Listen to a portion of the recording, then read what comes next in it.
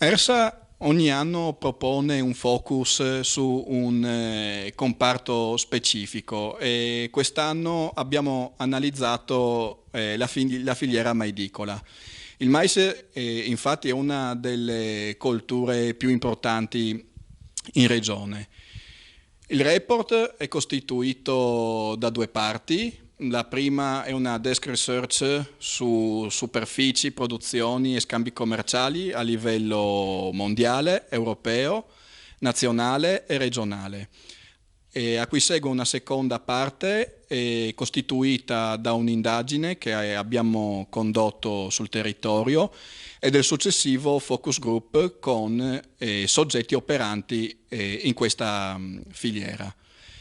Questo report offre un quadro attuale del comparto, che appunto è uno dei più importanti, e soprattutto si colloca in un momento storico molto particolare, ovvero in un momento post pandemia, ma durante un conflitto, e quindi potrà essere preso come riferimento per vedere come la situazione si sarà evoluta in futuro e come questi eventi attuali stanno influenzando l'economia del settore.